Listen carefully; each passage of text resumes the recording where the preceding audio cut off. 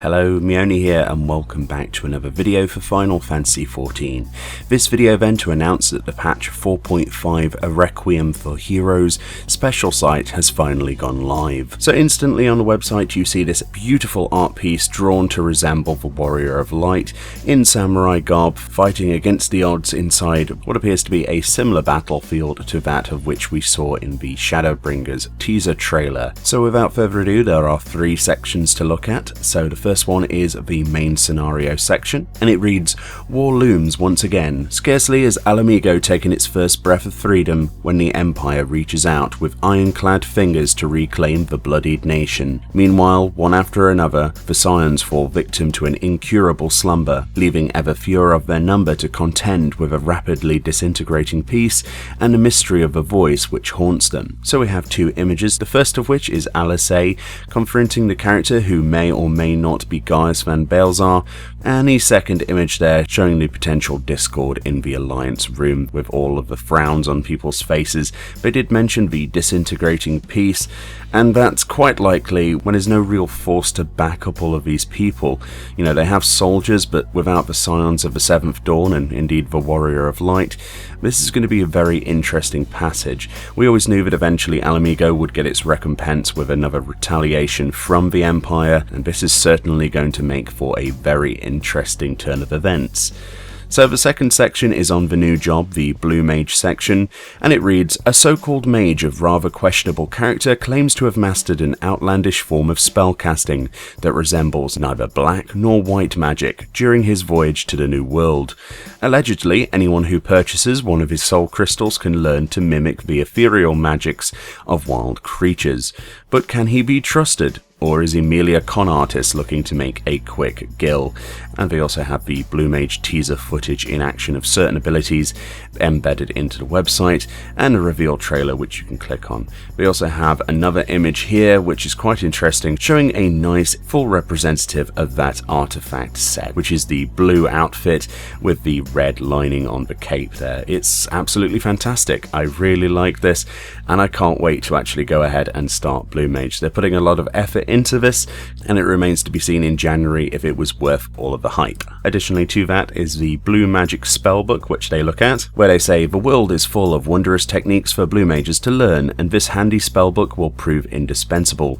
Find out where to seek new magic and view a wealth of information for spells you have already acquired." So it's basically an encyclopedia. You click on something, it tells you all about the spell, it tells you what kind of aspect that is, what sort of rank that spell is. Remember, there are 49 skills in total for this content update, which is going to be quite a lot to collect. It's going to be a minigame in itself, and that's primarily where they're going with this new limited job system as a whole. The other section is on the Masked Carnival itself. It says, "A series of events exclusively for Blue Mages.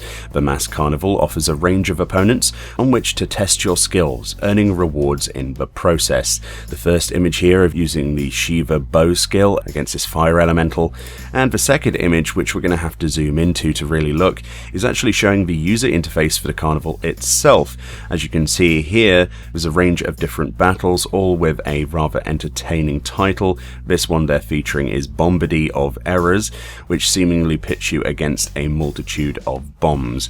It gives you information like their aspect and obviously the timer, and the rewards, which seemingly include hunt seals, poetics, and gil for this low level one, which is interesting, and you'll also see there's a weekly target, so presumably they're going to be bringing the challenge log into this. It's very exciting just from this one screenshot, and we'll definitely be looking at this in more detail come January's patch. I'm very excited. And the last section is on the Gimleet Dark, or Gimlight Dark, however you want to pronounce that has 3 images and some text. And the text reads, "For those who dare travel twixt Aldenard and Ilzabard, there is but one path, and it leads through Gimlight. A confluence of harsh terrain and ethereoclimatic conditions have shrouded the land in perpetual darkness, and it is here the decisive battle for Eorzea begins. But can the Warrior of Light prevail in this land long since lost to the light?" Interesting terminology there. So instead of it being like another dimension or whatever, it seems this entire land has been lost to the light, as they say, which actually adds a bit of credence to maybe where the teaser trailer is looking at. It could possibly be looking at a past event that happened here, so maybe we'll see more of that in January's patch. Very exciting indeed.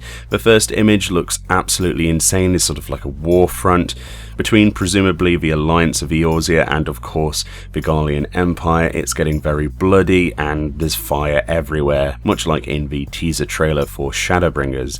The second image is of this massive iron giant that may or may not be a boss within the dungeon, and the third image is of the actual gear set that you'll be able to acquire in there from defeating bosses.